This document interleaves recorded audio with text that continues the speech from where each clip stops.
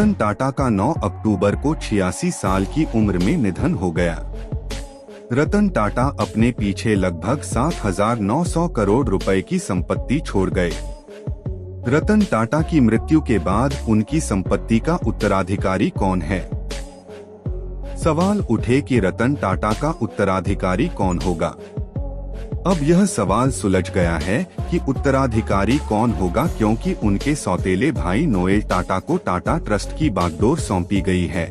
लेकिन रतन टाटा की संपत्ति के उत्तराधिकारियों को निर्धारित करने और लागू करने का काम 4 लोगों को सौंपा गया है। इकोनॉमिक टाइम्स के मुताबिक वसीयत को अंजाम देने के लिए रतन टाटा के वकील डायर्स खम्बाटा, उनके करीबी मेली मिस्त्री, सौतेली बहनें शिरीन और देना जीजी बॉय को नियुक्त किया गया है।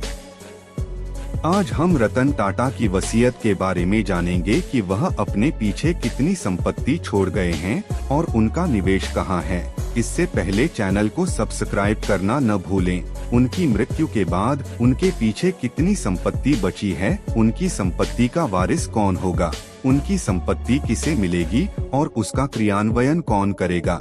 अब यह जिम्मेदारी टाटा के करीबी वकील दोस्त दारायस खम्बाटा और उनके सहयोगी मेली मिस्त्री को सौंपी गई है।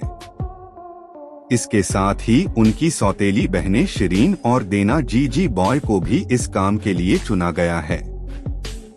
ये 4 लोग रतन टाटा की इच्छाओं के सही क्रियान्वयन के लिए जिम्मेदार हैं।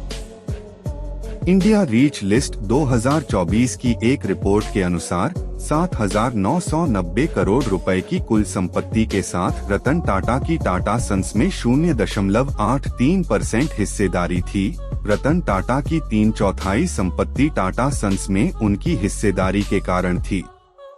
इसके साथ ही रतन टाटा ने कोलाबा और अलीबाग के अलावा अर्बन कंपनी, कैश करो, ओला, पेटीएम, ट्रैक्सन, ब्लूस्टोन, कार देखो, अपस्टॉक्स जैसी लगभग 2 दर्जन कंपनियों में निवेश किया था और समय समय पर इनमें अपना निवेश बेचा था। मुंबई में मेहली मिस्त्री सर दोराबजी टाटा ट्रस्ट और सर रतन टाटा ट्रस्ट मिलकर टाटा ट्रस्ट में 52% हिस्सेदारी रखते हैं, जबकि टाटा सन्स में टाटा ट्रस्ट की कुल हिस्सेदारी 66% है। टाटा सन्स कंपनी और टाटा समूह की कुछ सूचीबद्ध कंपनियों के अनुसार 16,71,000 करोड़ रुपए है। इससे पहले डायर्स खम्बाटा ने अपने निजी कारणों से टाटा ट्रस्ट छोड़ दिया था, लेकिन करीब 7 साल के अंतराल के बाद वह पिछले साल ट्रस्टी के रूप में टाटा ट्रस्ट में लौट आए। R&T एसोसिएट्स प्राइवेट लिमिटेड के माध्यम से रतन टाटा का निजी निवेश 2023 तक 186 करोड़ रुपए है, जो कुल है। मिस्त्री और रतन टाटा R&T एसोसिएशन के बोर्ड सदस्य थे। मेली मिस्त्री टाटा सन्स के पूर्व चेयरमैन साइरस मिस्त्री के चचेरे भाई हैं।